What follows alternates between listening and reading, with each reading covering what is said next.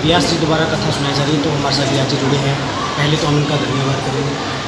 आपका बहुत बहुत साधुवाद है मेरा भाई। आपके चैनल का भी एकदम जो आपका चैनल है इसका भी बहुत बहुत मेरी वजह से साधुवाद। जय श्री राम। स्वामी जी, हम ये जानना चाहेंगे आज कथा का कौन सा दिन था और कौन सा अध्याय सुनाया गया? आज कथा का चतुर्थ दिवस रहा।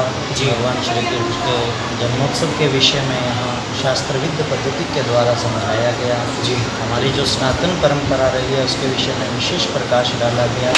अनेक जैसे प्रहलाद जी के माध्यम से बच्चों को अपना जीवन यापन कैसे करना है, जीवन में तरक्की करनी है, किस प्रकार से करना है, ये सारी बातें जितना समय रहा लगभग विशुद्धता के द्वारा बताया गया। और दूसरा, धर्मपरायण कैसे रहना, देश को कैसे बचाना है, ग्राम को, नगर को या किसी शहर को या अपने पूरे राष्ट्र की रक्षा कैसे करनी है, संस्कृति को कैसे बचाना, ये यहाँ बहुत विशुद्ध पद्धति के द्वारा जैसी हरी इच्छा हुई बताने का प्रयत्न किया। स्वामी जी, जो ये कथा है कब से ये जो है स्टार्ट की जाती है, इसका को जो पीछे का जो विधान है वो क्या है?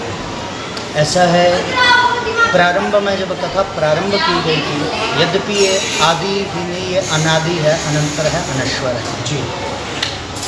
ये सनातनी कथा इसे कहा जाता है। श्रीमद् भागवत सप्ताह पारायण ज्ञान। जब इस सृष्टि का प्रारंभ हुआ जी, तो प्रारंभ में ही इस कथा के माध्यम से ही अगर देखा जाए, जो भगवान ने चतुश्लोकी भागवत भगवान हमारे नारायण जी ने अपने ब्रह्मा जी को प्रदान किया। ब्रह्मा जी के द्वारा यह भागवत गुरु शिष्य परंपरा के द्वारा नारद जी को प्राप्त हुआ और नारद जी के द्वारा फिर यह वेद व्यास को प्राप्त हुआ।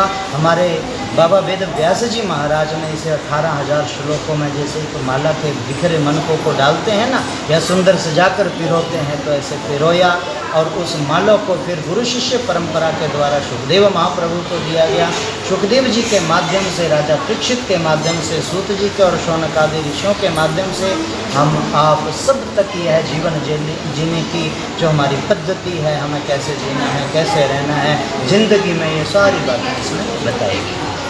आचार्य, जैसे है कि अर्जुन जी को श्री कृष्ण जी ने उपदेश दिया था, ठीक है जी, एकादशी का दिन था, रविवार था, और मेरे ख्याल पौने घंटे में वो कथा सुनाई थी, तो वो पूर्ण रूप से थी कि अधूरी थी, किस प्रकार से? ऐसा है, पहली बात तो यह है, श्रीमद् भगवत गीता जी एक अलग ग्रंथ है जी, और श्रीमद् भागवत महापुराण एक अलग ग्रंथ है। मैं उसमें सब सनातन प्रेमियों को निवेदन करना चाहूँगा, भागवत कथा जो है अलग विषय है जी, भगवत गीता अलग विषय है। रही बात भगवत गीता का जो आप पूछ रहे हैं, तो भगवत गीता का जो है उस समय के और आज के समय में बड़ा अंतर है। पहली बात ये है, भगवत गीता भी जैसे मैंने पहले कहा, ये बार बार हर युग में सुनाया जाता है, आता है, और भगवान स्वयं जैसे कहते हैं, यदा यदा धर्मस्य ग्लानिर्भवति भारत अभ्युत्थानम अधर्मस्य तदात्मानं सृजाम्यहम्। जैसे आप देख रहे होंगे आज के समय में अनेक प्रकार से, चाहे बेटियां हों या गौ हों,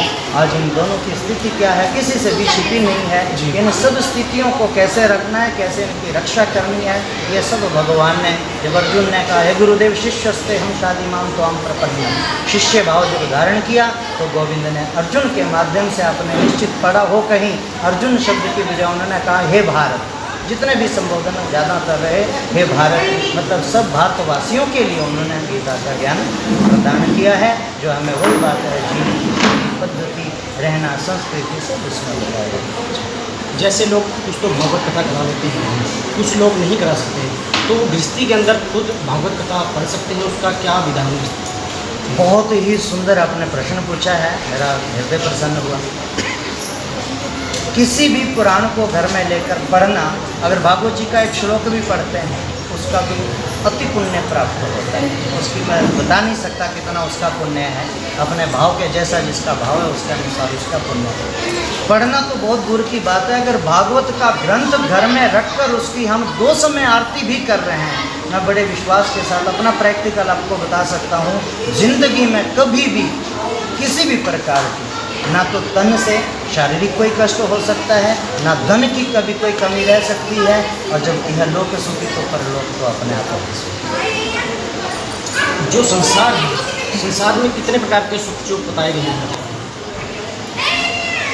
पहली बात जो संसार है, संसार का डेफिनेशन ये शनैः शनैः संसरति इति सः संसार है, हमारे हाथों से धीरे धीरे निकल रहा है। जब हम जन्म लेते हैं, आधा जीवन हमारा लगभग 25 वर्ष विद्यार्थी जीवन में गुजर जाते हैं। बचा हुआ 25 वर्ष हमारा जो है वो हमारे गृहस्थ में व्यतीत हो जाते हैं। उसके बाद आपको मालूम ही है आजकल अवस्था ही 75 की रह गई है, 100 की तो रही है। तो आप सुखों की बात कर रहे हैं। सबसे हमारा तन का सुख है, मानसिक सुख है जो विशेष माने जाते हैं। तन का सुख अगर हम लेते हैं, आज के युग में हर कोई व्यक्ति परेशान है इस बात से कि हाँ भैया पैसा भी है, सब कुछ है, पर अगर नहीं है तो पीस ऑफ माइंड नहीं है, शांति नहीं है। तो सबसे बड़ी बात एक जो शांति है वो इस कथा में हमें प्राप्त होती है। और जब मन शांत होगा तो शरीर में तो कष्ट की कोई बात ही नहीं होती है। जो तीन सुख हैं, आध्यात्मिक हैं, आदि दैविक हैं, आदि भौतिक हैं, या जो त्रिविध ताप जिन्हें हम कहते हैं, उन तीनों तापों को, पापों को, संतापों को ये हमारा ग्रंथ जो है भागवत भगवान। एक बात और मैं कहना चाहूँगा, ये खाली ग्रंथ नहीं है, ये मेरे भगवान का वपु है, हमारे सनातनियों का देह है, उनका शरीर है, उनका एक एक रोम, एक एक उनका ऑर्गन जिसे कहते हैं इसमें विद्यमान है। ये प्रत्यक्ष वांगमय प्रतिमूर्ति है। जैसे कुछ लोग पढ़े लिखे नहीं हैं, तो उनको किस मंत्र का जाप करना चाहिए जिससे उनको सुख प्राप्त हो? शायद इससे सरल कोई मंत्र नहीं होगा। ओम नमः भगवते वासुदेव, हर कोई पढ़ा लिखा भी भज सकता है, या ओम नमः शिवाय, क्योंकि शायद आरती हर कोई करता होगा, सनातनी अपने घर में सब करते हैं, मेरे भाई बहनें बुजुर्ग। उसमें एक पंक्ति आती है, ब्रह्मा विष्णु सदाशिव जानत हरि। कुछ लोग कह देते हैं ये कृष्ण कथा है, जो भागवत कथा चल रही है। कुछ लोग कह देते हैं हाँ भाई ये नारायण की कथा है। लेकिन सत्य यह है, ब्रह्मा है, विष्णु या महेश है, तीनों एक हैं जो अविवेकी हैं। They have not enough knowledge. वो कहते हैं कि हाँ भाई ये अलग अलग है। यथार्थ में ये तीनों एक हैं। और जैसे व्यवस्था को चलाने के लिए मंत्रिमंडल का विस्तार होता है, ठीक उसी प्रकार से संसार को चलाने के लिए हमारे ब्रह्मा विष्णु महेश और आद्य शक्ति श्री राधा रानी जी की कृपा से ही संसार। जैसे आपने बोला ओम नमो भगवते वासुदेवाय नमः, ठीक है, कोई नमो बोलते हैं, तो इसमें नमो और नमो कितना फर्क? ये बड़ी आपने सुंदर बात कही। यद्यपि अगर कोई आचार्य बोलेगा तो सदैव नमोच्चारण होगा, जी ठीक है, लेकिन अगर कोई भी गृहस्थ बोलेगा तो नमोच्चारण करेगा। संस्कृत की दृष्टि से अगर देखा जाए तो कई जगह जैसे सस्य रुत्ते विसर्गे होता है, एक सूत्र होता है कौमुदी का, तो ठीक उसी प्रकार से अगर कोई सकाम अनुष्ठान कर रहा है, तो किसी ने संकल्पबद्ध कोई अनुष्ठान कर रहा है तो उसमें है ये बात। कई बार लोग भी कहते हैं, हम कहते हैं भाई कम से कम सनातनियों को 2-4 स्तोत्र याद होने चाहिए। कहते गुरुदेव हमने सुना है अगर शुद्ध उच्चारण नहीं होगा तो उसका दोष लगता है। जी, पर ध्यान रहे बंधुओं, दोष सिर्फ वहाँ लगता है जहाँ सकाम अनुष्ठान है। जहाँ निष्काम है वहाँ कोई दोष नहीं लगता है। राम नाम उल्टा नाम जपत, वाल्मीकि जी ने तो उल्टा ही नाम जपा था, लेकिन तब भी उनका उद्धार हुआ। तो ये मेरे राम का नाम है, इसे दाएं से बाएं से जिधर से भी जपो। राम का नाम एक ऐसा है, ये आनंद है। और आप विचार करके देखना, आनंद शब्द ऐसा, इसका उल्टा कोई बना ही नहीं आज तक, ना कोई इसका विपरीतार्थक शब्द बना। आजकल देखा जाता है परिवार में एक ही लोग हैं, व्यक्ति एक ही बच्चा देखते हैं। कई परिवार में बेटा नहीं होता, बेटी होती है, उनके घर में उसके माता पिता कोई गुजर जाए तो लड़की संस्कार करती है, तो उसके बारे में आप क्या कहते हैं? देखिए, इस विषय में बड़ा स्पष्ट कहूँगा जी, क्योंकि कुछ चीज़ें हमारे यहाँ अज्ञानवश चल रही हैं। जी, जो आपने कहा, कुछ लोग पढ़े लिखे नहीं हैं, कुछ को पता नहीं है, कुछ का पाश्चात्यीकरण हो चुका है। किसी देश को ख़त्म करना है ना, उसकी संस्कृति को ख़त्म करना है। जी, कुछ करने की ज़रूरत नहीं है। जिस घर में बेटी ही है, बेटा नहीं है, हो सकता है बहुत सारे लोग मुझसे सहमत ना हो, किंतु ये मेरा निज मत नहीं है, मेरे सनातन का मत है और ये शास्त्रों का मत है।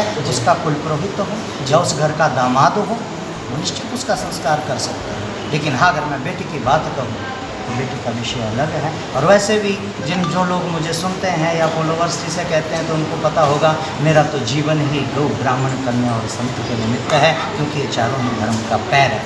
लेकिन अपना अपना उंगली का अपना महत्म्य है, एडी का अपना महत्म्य है और मध्य का अपना महत्म्य है। तो इसलिए मैं बारंबार मैं पुनः दोहराऊंगा, बेटी का संस्कार करना शास्त्र की मर्यादा के विपरीत है, सनातन की मर्यादा के विपरीत है। और ये मैं नहीं कहता, ये शास्त्र। जिस प्रकार देश की बात की होगी आपने, आजकल देखा जाता है राजनीतिक दल या कोई भी है हिंदू मुसलमान की बात करते हैं, उसके बारे में थोड़ा विस्तार से।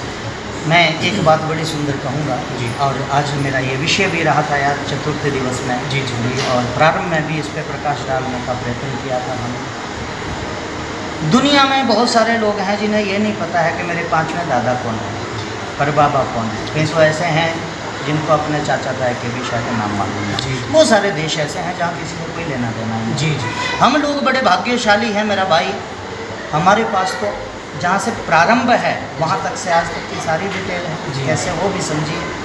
हमारी सृष्टि प्रारंभ हुई मनु जी महाराज से। जी मनु जी महाराज ही हमारे मतलब प्रथम राजा रहे, जी वही हमारे बाप रहे, क्योंकि मनु और शत्रुपा के द्वारा ही सृष्टि आगे बढ़ाई गई। ठीक है, तो उस प्रकार से हमारा जितना वंश है वो सारा लिखित है। जी। आज जैसे जितने भी भाई बंधु, आप पत्रकार भाई तृतीय नेत्र जिसे कह देते हैं बैठे हैं, अपना सारा वर्णन आप जाकर हरिद्वार में दे सकते हैं, सबको मिलेगा। तो हम अति भाग्यशाली हैं। आप देख सकते हैं कि स्वामी जी ने बोला कौन में भगवते, एक आम बिल्कुल सिंपल मंत्र है पर जिसका प्रभाव है वह सबसे बड़ा है। तो इस मंत्र का जाप करना चाहिए। मैं सुनील शर्मा मेरे सहयोगी पंकज शर्मा के साथ नमस्कार। आप देख रहे हैं इंडिया लाइव और इदम न्यूज। आप देख सकते हैं कि कालका पीपरा के अंदर भागवत कथा का आरंभ किया गया है। एक संगठन द्वारा, संस्था द्वारा यह कथा कराई जा रही है। तो हमारे साथ जुड़े हैं वो व्यक्ति लक्की जी, इनसे जानते हैं कि ये कब से कथा चल रही है, आज कौन सा दिन था और किस प्रकार किसकी मदद से या अपने शौक से या सभी मिलकर ये कथा कर रहे हैं। तो हम विस्तार से जानते हैं। लक्की जी, पहले आपका स्वागत है। तो ये बताइए जो कथा का आरंभ हुआ इसके बारे में आप। ये जो भागवत कथा है यह श्री राधा कृष्ण मंदिर सनातन धर्म सभा कमेटी की ओर से करवाई जा रही है। जी। इसमें हमारे पूरे इलाके का थोड़ा सहयोग रहता है। जी। ये दूसरी कथा है हमारी इस टाइम। जी। और 27 तारीख से ये कथा चल रही है और कथा के बाद रोज विशाल भंडारे का भी आयोजन किया गया है कमेटी के द्वारा। जी। और 2 तारीख को जो कथा है संपूर्ण होगी। जी। उस दिन भी विशाल भंडारे का आयोजन रहेगा। और कथा के जो हमारे व्यास जी हैं वो आचार्य श्री मुरली महाराज जी हैं, हिमशिखा में उनका निवास स्थान है। जी। तो उनके माध्यम से यह कथा जो है वो सुनाई जा रही है। तो आपका कोई संगठन है या किस प्रकार आप ये कार्य करते हैं? संगठन नहीं, हमारी यहाँ पे ये सोसाइटी के अंदर मंदिर का स्ट्रक्चर बना हुआ है। जी। और इसके अंदर हमारी कमेटी बनी हुई है श्री राधा कृष्ण मंदिर सनातन धर्म सभा कमेटी। उसके अंदर हमारे 13 मेंबर हैं। जी। जिनके सभी के सहयोग से यह इस तरह के आयोजन मतलब मंदिर में लगातार करवाए जाते रहते हैं। तो ये आप जो आपका जो संगठन बना हुआ है या कमेटी है, तो सिर्फ ये भागवत कथा वगैरह या इसके अलावा भी कुछ सामाजिक कार्य करते हैं? नहीं, हमारे मतलब यहाँ पे तकरीबन 10 से 12 प्रोग्राम जो हैं वो निरंतर चलते रहते हैं। जी। और उसके अलावा सामाजिक तौर पर भी कार्यक्रम यहाँ किए जाते हैं। अभी कोविड के टाइम में भी 35 दिन तक लगातार मंदिर कमेटी के द्वारा लंगर की सेवा दी गई, जिसमें पूरे हमारी मतलब सोसाइटी का, आसपास क्षेत्र का बहुत सहयोग रहा जनता का। और उसके अलावा हमारे पास एक यहाँ डॉक्टर की व्यवस्था भी की गई है। MBBS डॉक्टर हैं, डॉक्टर रविंद्र दिग्गू जी। तो वो हमें हफ्ते में 2 दिन शनिवार और इतवार अपनी सेवा देते हैं। बहुत से मरीज वहाँ चेकअप के लिए आते हैं उनके पास। तो ये जो आप कथा ही है कि भंडारा भी किया जाता है? नहीं, कथा और भंडारा दोनों 3:15 से 7:15 बजे तक का कथा का समय है और उसके बाद फिर भंडारा शुरू रहता है प्रभु इच्छा तक।